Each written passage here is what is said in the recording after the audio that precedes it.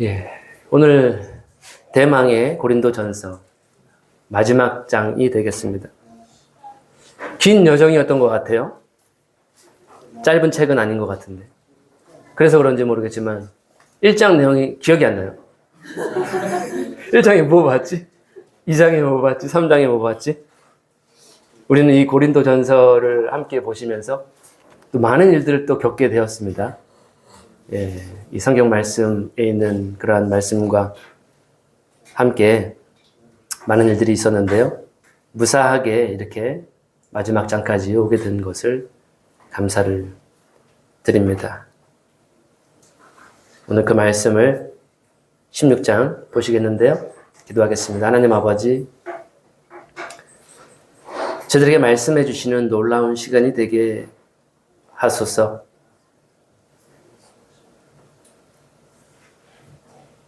저희가 예배드리고 저희가 섬기고 저희가 믿는 하나님은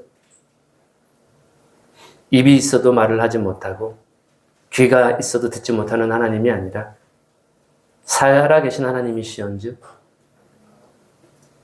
이 시간 저희에게 말씀하여 주시옵소서. 주님의 충만하신 은혜 가운데 성령의 임재 가운데에서 그 성령의 세미한 음성을 듣게 하시고 그 주님의 그 입 기운으로서 우리가 다시 살아나는 우리의 죽었던 부분이 소성케 되는 기적이 일어나게 하소서. 또한 예수님의 이름으로 기도합니다. 아멘. 16절 1절입니다. 성도를 위하는 연보에 대하여는 내가 갈라디아 교회들에게 명한 것 같이 너희도 그렇게 하라. 성도를 위하는 연보, 다름 아니고요. 예루살렘 교회를 위한, 그 교회를 돕기 위한 그러한 모금이었습니다. 바울이 이 모금을 시작했던 것 같고요.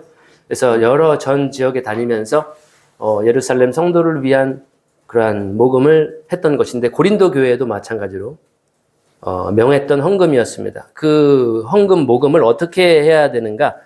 방식을 갈라디아 교회와 같은 방식으로 했으면 좋겠습니다.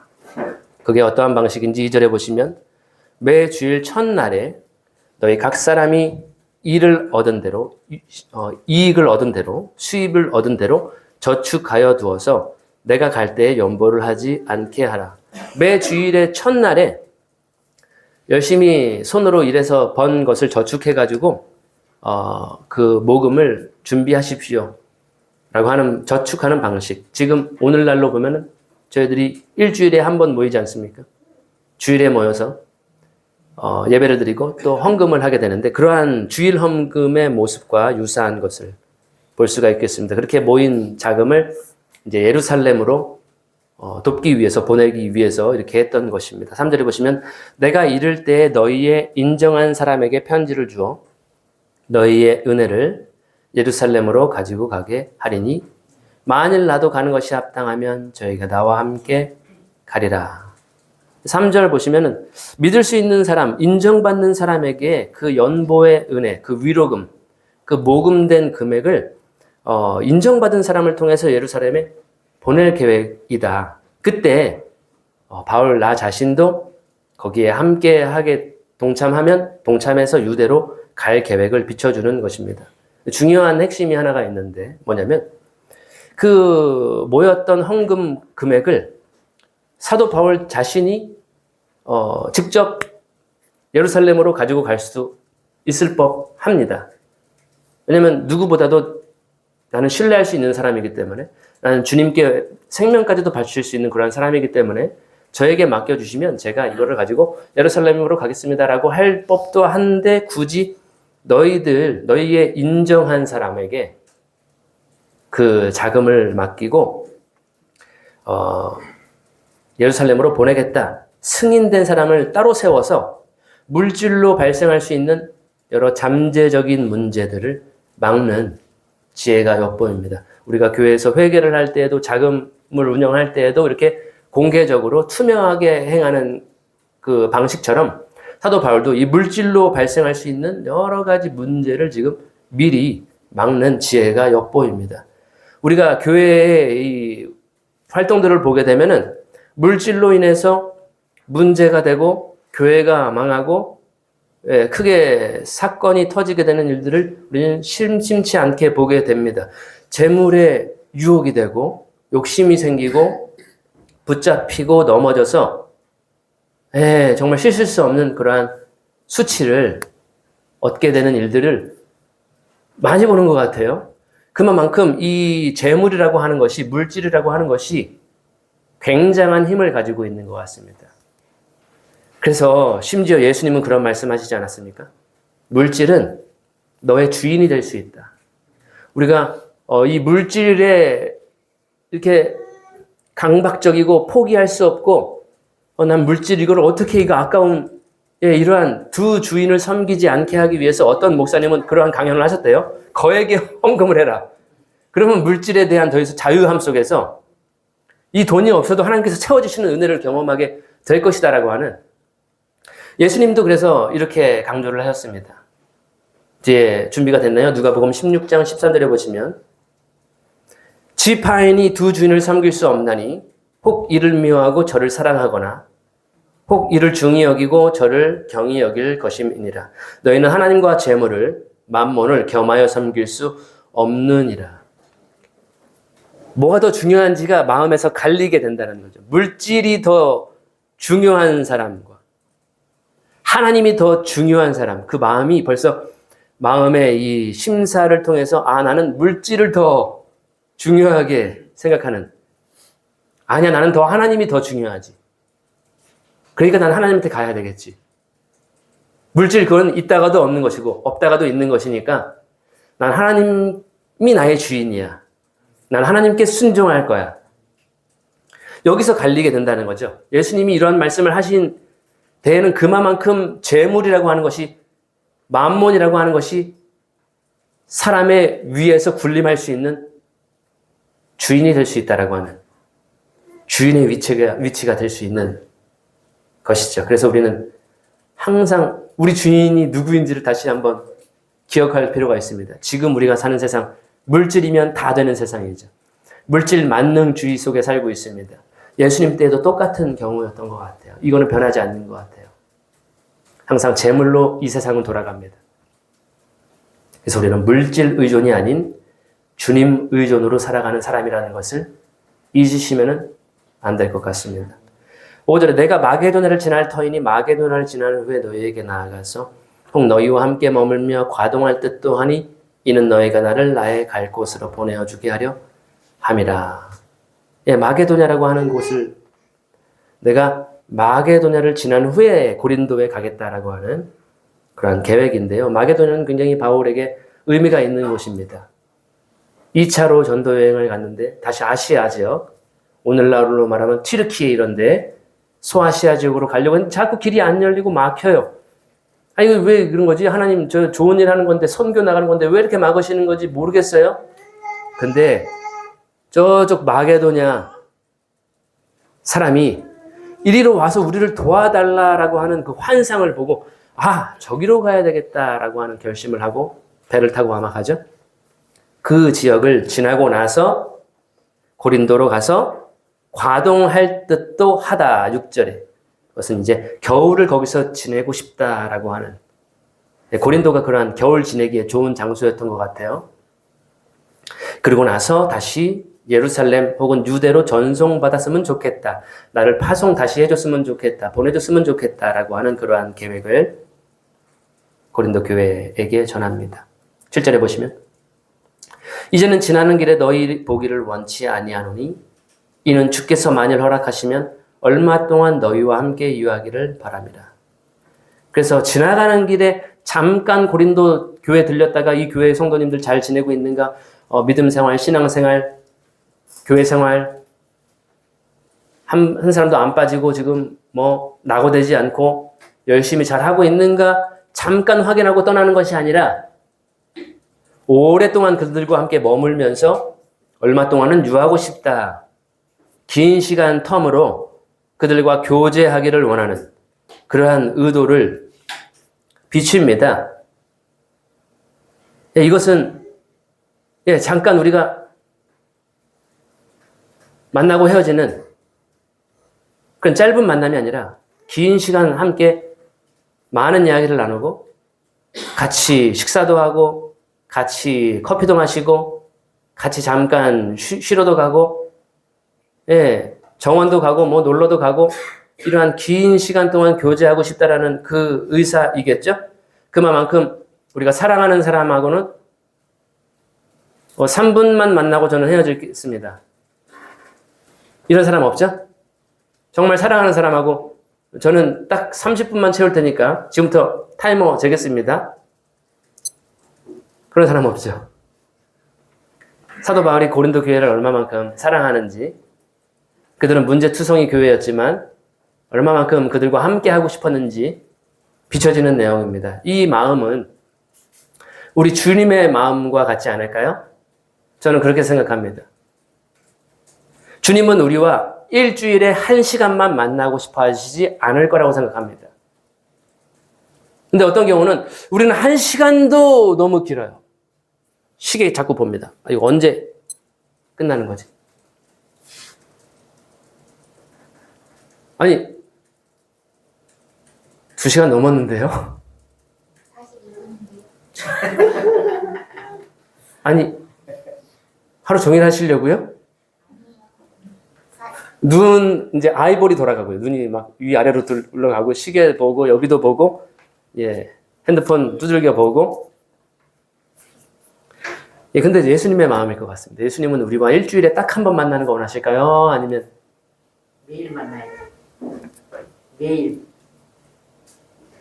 오죽하면은 예수님께서 우리에게 영원한 생명을 주셨겠습니까? 그냥 짧은 생명, 1시간짜리 교제를 원해서 십자가에 달리셨나요? 그건 아니라고 생각합니다. 일주일에 한 번만의 그 시간도 괴롭다 이러한 교제를 하기 위해서 만남을 갖기 위해서 예수님은 십자가에서 그 모든 것을 감당하고 견디지는 않으셨을 것 같습니다. 오죽하면 영생을 주셨겠습니까? 주님은 우리와 영원한 시간을 함께하고 싶어 하시는 것인데 우리는 30분도 1시간도 하루도 어려워하는 경우가 있습니다. 바울도 그래서 이 고린도 지역에서 대략적으로 사도행전 20장 보시면 한 석 달 정도를 고린도 교회에 머물면서 그들과 함께 교제를 나누는 것을 확인할 수가 있는데요. 이 편지의 내용처럼 그렇게 아마 지냈을 것입니다. 그리고 그 기간에 기록된 성경이 있습니다. 보호석이라고 할 수 있을 그 정도로 중요한 성경인데요. 바로 로마서를 이 기간에 그 3개월 고린도 교회와 함께하는 기간에 로마서를 우리가 앞에 성경책으로 배웠던 그 로마서를 기록하게 되는 것입니다. 그 시간은 그만큼 중요한 시간이었고 의미 있는 시간이었고 거기 사도 바울이 편지 그 로마서를 기록했다면 고린도 성도들은 그 로마서를 기웃기웃하면서 뭘 적고 있나 무슨 편지를 적고 있을까? 네, 그 필사 장면을 직관을 할 수도 있었을 것 같아요. 혹은 뭐 방해받고 싶지 않아가지고 이렇게 뭐 골방에서 썼을지 모르겠지만 그들과 공유를 안 했겠습니까? 그러한 로마서가 여기서 기록이 됩니다. 8절에 내가 오순절까지 에베소에 유하려 함은 내게 광대하고 공효를 이루는 문이 열리고 대적하는 자가 많으니라. 에베소에는 맹수와 같은 이리와 같은 양무리를 해칠 수 있는 그러한 사람들이 굉장히 대적이 많았다는 것이죠. 바울의 적들이 많이 있었습니다. 근데 맹수와 더불어 싸우지 않고 오히려 광대한 문이 열렸기 때문에 공효를 이루는 문, 효과적인 문이라는 거죠. 복음을 위해서. 그래서 에베소에서 난 더 사역을 해야 되기 때문에 오순절까지는 내가 머물려고 한다.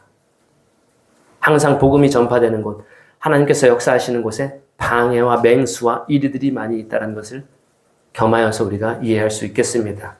예수님이 활약하는 곳곳마다 항상 마귀는 거기서 방해 공작을 펼쳤습니다.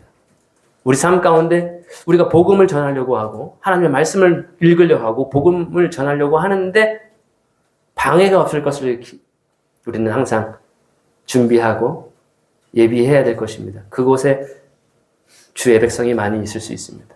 그 시간에 하나님께서 놀라운 일들을 이루실 수가 있기 때문에 그렇습니다. 그래서 오순절까지는 거기에 머물려고 한다. 그래서 10절에 보시면은 한 사람을 보내는데요. 디모데가 이르거든 너희는 조심하여 저로 두려움이 없이 너희 가운데 있게 하라. 이는 저도 나와 같이 주의 일을 힘쓰는 자임이니라. 그래서 바울은 에베소에 머물 것이기 때문에 먼저 아들을 보내는 거죠. 근데 지금 이 디모데라고 하는 사람은 멸시받을 수 있을 만한 그러한 사람이었다는 것. 10절에 보시면 두려움을 그 고린도 교회에서 가질 수 있을 법한 사람이었다라고 하는 것입니다. 젊은 사역자였습니다. 젊은 사역자는 멸시받기 마련이죠. 경험도 적고 지식도 적고 어리고 부족해서 조금 성격 강한 사람들 그 공간에 들어가면 아무 말도 못하고 그냥 쭈뼛쭈뼛 해가지고 무시당할 수 있습니다. 그러나 바울이 먼저 자신을 대신해서 디모데를 보낸다는 것은 큰 의미를 가지고 있겠죠. 앞에서도 디모데를 보내겠다라고 하는 그 내용이 4장에 등장을 합니다. 그래서 나의 모든 것을 바르게 전달할 수 있는 사람이 디모데였다라고 하는 것입니다. 문제 많은 교회, 분쟁도 있었고 음행도 있었고 성찬도 엉망이었고 예배도 엉망이었고 은사도 엉망이고 방언도 엉망이고 모든 것이 엉망진창인 그런 질서 없는 교회에 많은 사람을 후보자가 있었을 텐데 굳이 젊디 젊은 아들과 같은 디모데라니 이거는 하나님 아버지와 비슷한 마음이에요. 죄 많은 세상, 늑대가 많고 사자굴이 많은 그런 한복판에 누구를 보내시냐면 하나님은 어린 양을 보내셔요. 이제 어린 양만 오면 이제 잡아먹으려고 하는 그 야수의 송곳니를 드러내고 하는 공간에 어린 양을 보냈어요. 근데 어린 양은 어떠한 하나님의 어린 양이기 때문에 그분은 하나님의 정확한 계시라는 것입니다. 연약한 어린 양이지만 하나님 아버지를 가장 100% 대변할 수 있는 사람이었다는 것이죠. 디모데가 바로 그러한 사람이었습니다. 어리고 연약한, 젊고 무시받을 수 있고 두려움 가운데에서 사역하는 사람일 수 있겠지만 그래서 내가 디모데를 보내겠다라고 4장에서도 언급했고 이 마지막 장에서 또 디모데를 언급을 한 2번 정도 이렇게 얘기했다고 한다면 굉장히 중요한 이야기겠죠. 절대 그를 함부로 대하지 마십시오라고 하는 신신당부입니다. 디모데를 믿을 때 가능한 것입니다. 그의 역량을 믿을 때, 그의 역할을 믿을 때 그러한 야수 같은 사람이 많은 그곳으로 보낼 수가 있는 그것이 가능한 거죠. 우리가 성경에 보시면 어릴 때부터 하나님의 쓰임받았던 많은 선지자, 사역자들이 있습니다. 예레미야가 있고요. 예레미야에 앞서 저는 아기입니다. 어린아이입니다. 이러한 이야기를 한 적이 있었죠. 예레미야가. 그 다음에 또 어려서부터 하나님의 음성을 들었던 엘리 제사장의 그 제자였던 사무엘이 있습니다. 어릴 때부터 하나님께서 쓰시는 그러한 사람이 있었습니다. 바로 디모데도 그러한 사람 중에 한 사람이었습니다. 어릴 때부터 주의 일에 힘쓰는 사람이었습니다. 어릴 때부터 성경을 알았던 그러한 청년이었습니다. 바울을 처음 만났을 때 아마 10대, 20대 사이의 청소년이었어요. 우리가 알기로는. 그 젊은 사람이 예수님을 영접하고 바울을 쫓아서 주의 일에 힘쓰는 일에 함께했다. 굉장한 사람입니다. 이러한 디모데가 우리 교회에 많아졌으면 좋겠습니다. 청년의 정욕을 피하고 어려서부터 성경을 알고 믿음은 이미 외조모 로이스 엄마 친엄마 윤익의 믿음을 상속받은 그러한 젊은 청년, 기독 청년, 성경을 알았고 그 모든 성경을 통해서 자신만 구원할 뿐 아니라 너에게 듣는 자 또한 구원을 얻게 하는 그러한 청년 디모데. 바울을 대면할 수 있는, 완벽히 대변할 수 있는 바울의 영적인 아들과 같은 그러한 주의 일에 힘쓰는 디모데가 되면 얼마나 좋을까요? 12절에 보시면 형제 아볼로에 대하여는 저더러 형제들과 함께 너희에게 가라고 내가 많이 권하되 지금은 갈 뜻이 일절 없으나 기회가 있으면 가리라. 이 아볼로도 등장하는데요. 언변이 굉장히 좋았었죠. 이 말로, 이 변증으로 사람을 굴복시킬 수 있는 예수님이 그리스도다라고 하는 것을 성경을 가지고 딱딱딱 짚어서 설복시킬 수 있는 그러한 성경에 능통한 사람이었습니다. 아볼로. 그에게도 바울은 아볼로도 고린도 교회 가서 좀 섬겼으면 좋겠다라고 권면을 많이 했나 봐요. 근데 아볼로는 저는 지금 갈 뜻이 없습니다. 왜 그런지 이유는 모르겠지만 우리 고린도전서 1장, 2장 그렇게 보시면 분파가 많이 생겼죠. 나는 아볼로 파다. 나는 베드로 파다. 나는 바울 파다. 그러한 분쟁 때문인지 모르겠지만 정확한 이유는 모르겠지만 지금 현재는 기회가 있으면 제가 가겠습니다. 라고 하는 아볼로도 거론을 하고요. 13절에 깨어 믿음에 굳게 서서 남자답게 강건하라. 강하고 굳건한 믿음을 가지십시오. 14절 너희 모든 일을 사랑으로 행하라. 모든 일에 사랑으로 하십시오. 예, 굉장히 일반적인 권면이기도 하고 굉장히 중요한 이야기이기도 합니다. 모든 일을 우리가 사랑으로 하지 않을 때가 있어요. 원망과 불평으로 할 때가 있어요. 억지로, 강제로 하는 경우들이 있는 것 같습니다. 마지못해서. 근데 모든 일을 할 때 사랑으로 하십시오. 사랑이 당신의 엔진이 되게 하십시오. 당신의 동기가 되게 하십시오. 이유가 되게 하십시오.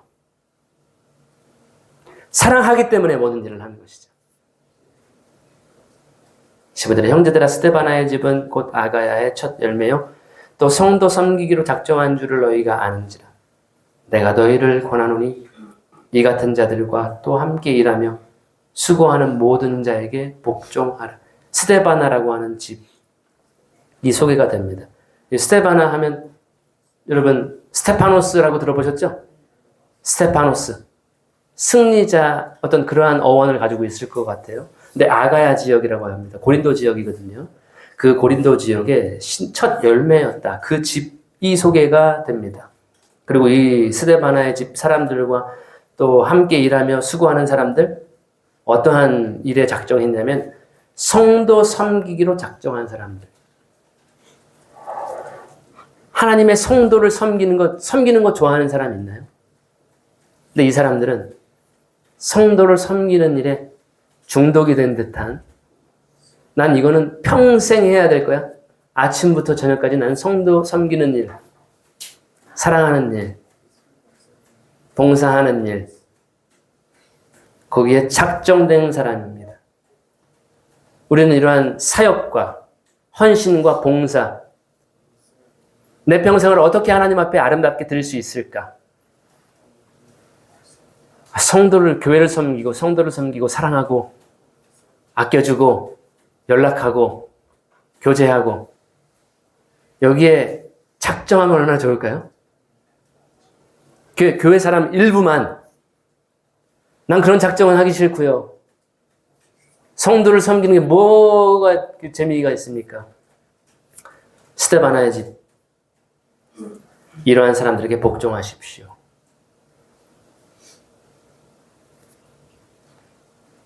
그렇게 권면을 합니다.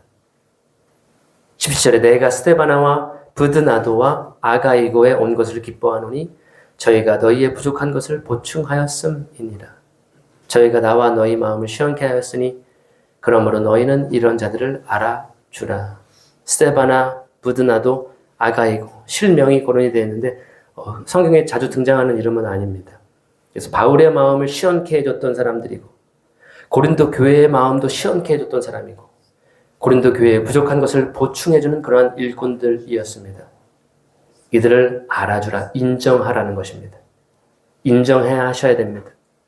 알아줘야 됩니다.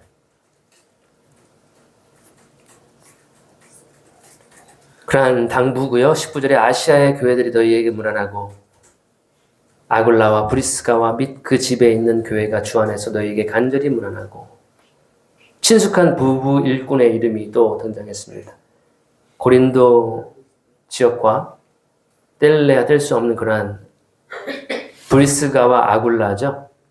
이 사도 바울과 함께 장막 치는 일을, 장막 만드는 그러한 일들을, 텐트 메이커, 뭐 오늘날로 말하면 그러한 사람인데, 바울이 어디를 가든 바울을 대신해서 목숨까지도 다할 수 있는 그러한 부부 사역자였습니다. 항상 이 부부가 소개될 때, 이름이 등장할 때 어떻게 등장하냐면 먼저 아내 이름이 등장해요. 사실은 브리스길라와 아굴라 이렇게. 근데 여기서는 아굴라가 먼저 등장했어요. 이유는 잘 모르겠어요. 이유 아시는 분 계세요? 모르시겠죠? 굳이 찾아본다면 고린도 교회의 이야기 중에 여자의 머리는 남자다, 남자의 머리는 그리스도다, 그리스도의 머리는 하나님이다, 아버지다라고 하는 그 질서를 얘기했기 때문에. 그러나 다른 부분에서는 브리스길라가 항상 먼저, 아내의 이름이 먼저 나와요. 그래서 브리스길라 하면 다 알 것 같아요. 더 두각이 나타났던 거죠. 근데 여기서는 특별하게 아굴라 먼저, 남편 이름 먼저 등장을 합니다. 네, 그 집에 뭐가 있었다고 지금 얘기를 하면 그 집에 교회가 있었다. 교회는 뭐 건물과 십자가 이 표시 네온 사인 빨간색이 있는 곳이 교회가 아니라 집에 모이면 집이 교회고요. 카페에 모이면 카페가 교회고요. 주의 이름으로 모이는 두세 사람이 있는 곳이 바로 예수님과 함께 계시는 교회라는 것입니다. 방배동에 모이면 방배동이 교회고요. 성파동에 모이면 성파동이 교회고요. 지금 여기가 예수께서 함께 하시는 그의 몸된 지체가 연합되어 있는 교회가 되는 것입니다. 그 집에 있는 가정교회가 무난합니다. 20절에 모든 형제도 너희에게 무난하니 너희는 거룩하게 입맞춤으로 서로 무난하라. 나 바울은 친필로 너희에게 무난하노니. 여기서부터 중요한 대목입니다. 이 전까지는 모르겠어요. 다른 사람이 대피를 했을지 모르겠어요. 근데 지금 보면은 나 바울은 친필로 너희에게 무난한다. 사도 바울이 눈이 그렇게 좋지 않다라고 하는 것을 우리가 성경 여러 부분을 통해서 짐작을 할 수 있는데, 그래서 어떤 사람은 눈이라도 나에게 뽑아줬을 것이다라고 하는 그러한 사도 바울을 향한 그 사랑을 표현하기도 하는데, 여기서 나 바울은 친필로 너희에게 무난한다. 편지를 볼 때 여기서 보니까 바울 글씨가 맞네. 이 편지를 받았을 때 바울 글씨가 맞아. 글씨가 지렁이 글씨거든. 눈이 좋지 않다고 하니까 큼지막하게 썼을 수 있습니다. 네, 친필로 너희에게 무난하노니 22절에 보시면 만일 누구든지 주를 사랑하지 아니하거든 저주를 받을지어다.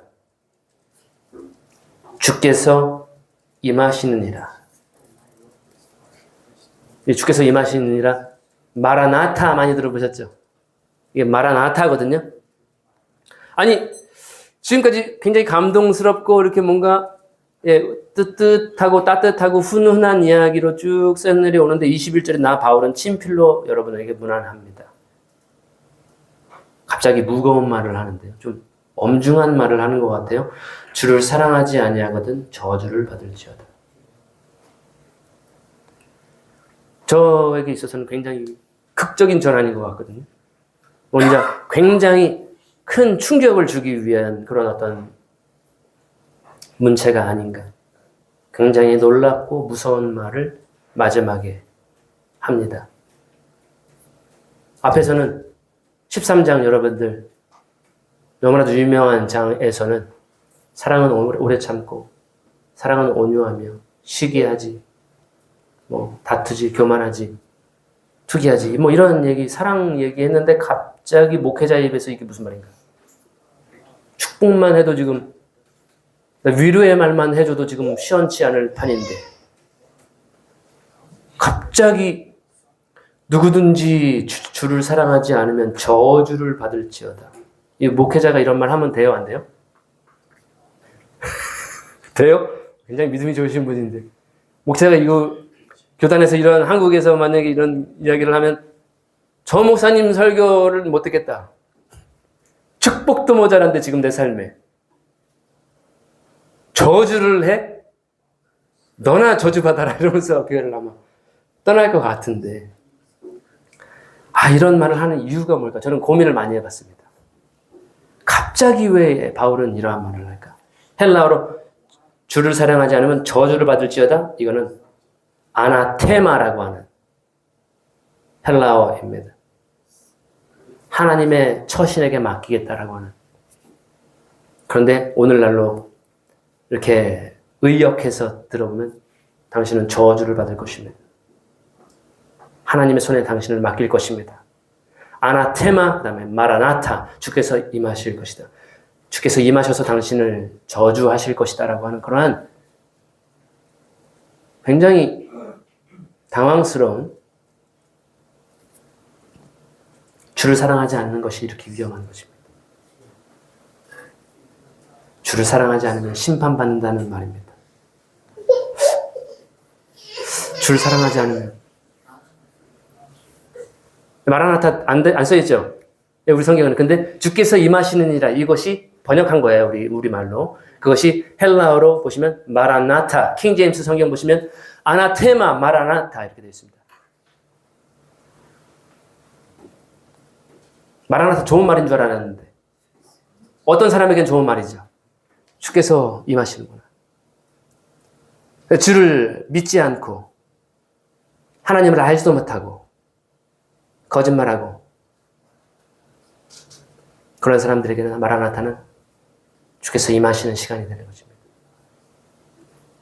이렇게 해서 고린도전서 16장의 예정을 마치게 되는데요. 1장부터 12장까지 믿음에 관련된 것 같아요. 제가 이렇게 구분을 지어보자면 거기에는 은사도 있고 성령 은사, 믿음으로 십자가의 도 이런 것들을 다루는 것 같아요. 13장부터는 사랑이죠. 15장에서는 뭔가요? 15장에서 우리가 뭘 배웠죠? 부활에 대한 소망을 다루었습니다. 그리고 마지막 16장을 또 마무리할 때 사랑에 대한 이야기로 마무리를 합니다. 믿음, 소망, 사랑. 사랑을 하는 것 굉장히 중요하다는 이야기인데요. 우리가 16장을 이렇게 돌이켜보면 우리 눈을 번뜩이게 하는 말씀들이 굉장히 많은 서신입니다. 음행에 대한 것, 우리 몸이 하나님의 성전이라고 하는 것, 우상 숭배, 하나님께 원망, 불평, 얼마나 많은 사람들이 목숨을 잃었는지에 대한 그러한 이야기. 사람들이 먹고 마시고 뛰놀았다라고 했던 그것이 우상 숭배라고. 그런 많은 말씀들이 있었지만 그 무엇보다도 마지막 말이 충격요법인가요? 그 무엇보다도 큰 무게로 누구든지 주를 사랑하지 않는 자는 저주를 받을지어다. 이러한 마지막 말을 쓴 이유에 대해서 곰곰이 생각하면서 제가 내린 결론은 그거였습니다. 주님을 사랑하는 사람이라고 한다면 지금 바울이 보내는 이 16장의 서신, 그 많은 권면과 명령과 계명들 이런 것들을 듣고 흘려보내지는 않을 것이라는 것입니다. 주님을 사랑하는 사람이라면 지금 바울이 사랑의 마음으로 전달한 그 모든 명령들과 계명들을 주의 말씀으로 받아서 순종할 것이다라고 하는 그러한 개념에서 주를 사랑하셔야 됩니다. 그렇지 않으면 저주를 받을 것입니다라고 하는 의도로 이야기한 것 같습니다. 제 개인적인 소견이지만. 왜냐하면 그들은 또 불순종할 것 같은 사람이거든요. 아무리 이야기해봤자 소 귀의 경읽기와 같은 사람, 그들의 삶은 여전히 변화되지 않는 그러한 삶으로 여전히 자기의 삶을 고수할 수 있는 사람이기 때문에 주님을 사랑하신다면 제가 하는 모든 권면들을 순종하셔야 됩니다. 요한복음 14장에 이러한 말씀이 있습니다. 너희가 나를 사랑하면 나의 계명을 지키리라. 예수님을 사랑하는지 사랑하지 않는지가 말로만 하는 것이 아니라 그 사랑이 실제라고 하는 것이 증명되는 것은 예수님의 계명을 지키는 사람이 나를 사랑하는 자다. 나의 계명을 가지고 지키는 자라야 나를 사랑하는 사람이다라고 예수님께서도, 나의 말을 순종하는 사람이라야 너는 나의 사랑하는 사람이다라고 이야기하셨기 때문에 주를 사랑한다면 지금 제가 드리는 모든 권면들, 주님께서 주신 권면이기 때문에, 명령이기 때문에 여러분들 주님의 계명들을 다 제가 전달한 이 서신의 내용들을 다 순종하셔야 됩니다라고 하는 그러한 의미가 있을 것 같습니다. 저와 여러분 예수님을 사랑하시기를 소망합니다. 일주일에 1시간이 아니고요. 매일 한 달. 한번 우리가 시간을 한번 계산을 해볼까요? 나는 몇 분을 예수님을 사랑하는가? 저 자신에게도 한번 물어봅니다. 네가 나를 사랑하느냐? 예수님이 베드로에게 물으셨죠. 네가 나를 사랑하느냐? 우리 각자에게도 아마 예수님은 물으실 것 같습니다. 네가 나를 사랑했었냐? 얼마나 사랑했었냐?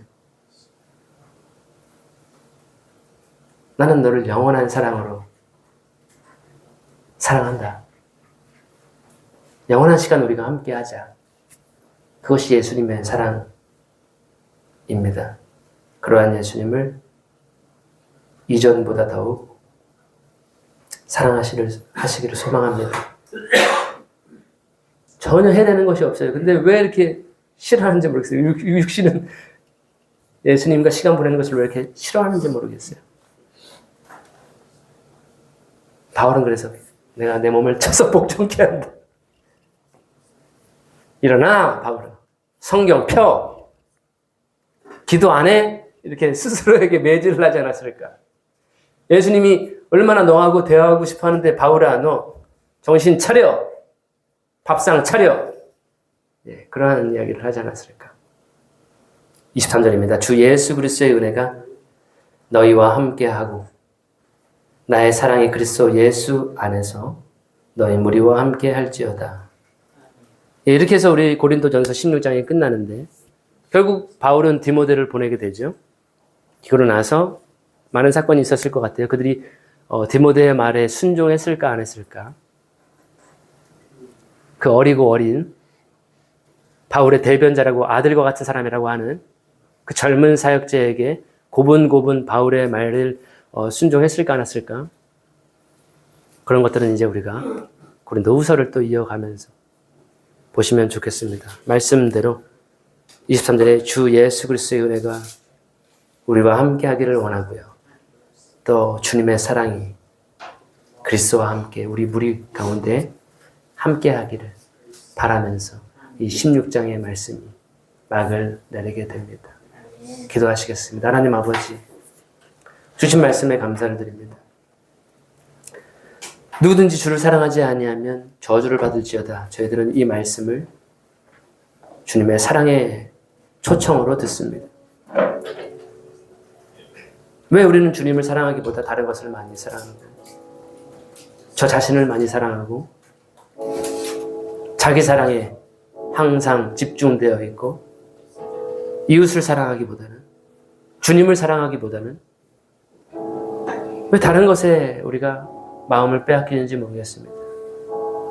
주님이 이 말씀을 주님을 향한 사랑의 초청으로 받고 주님과의 영원한 교제, 영원한 사랑으로 들어가기를 원합니다. 매일매일의 삶 속에서 주님께 사랑 고백을 드리는 저희가 되기를 원합니다. 한 말씀 주실 때마다 그 말씀을 순종으로 사랑을 고백하는 저희가 되기를 원합니다. 그리하여서 오늘보다 더 많이 사랑하는 내일이 되게 하시고 그렇게 하루가 되게 하시고 일주일이 되게 하시고 한 달이 되게 하셔서 12달이 되게 하시며 영원한 시간을 주님과 사랑하며 살아가는 저희가 되게 하여 주시옵소서. 이 모든 것을 우리를 죽기까지 사랑하시는 영원토록 사랑하시는 예수님의 이름으로 기도합니다. 아멘.